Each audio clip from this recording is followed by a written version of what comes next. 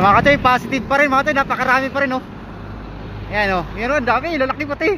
Mga durian mga katoy oh. Oh. Tapos dito balak natin ilagay yung ano, kung makarinta tayo ng ano, ng bangka ni Kuya Danit dyan sa gilid na yan. Tapos putol natin yung oh. Ang dami mga katoy, grabe. Ayan, grabe, lalaki oh. So yun, good luck mga katoy. Sana maka-harvest tayo sa ano, sa linggo. Oh, alam, di ko muna sasabihin sa inyo mga katoy yung ano, yung lugar kasi baka may unahan nyo ko, kailangan sabay-sabay tayo. Katoy, sunod-sunod, minsan 8 piraso lumilitaw. Uy, dami. Oh, ay, Diyos ko, napakarami.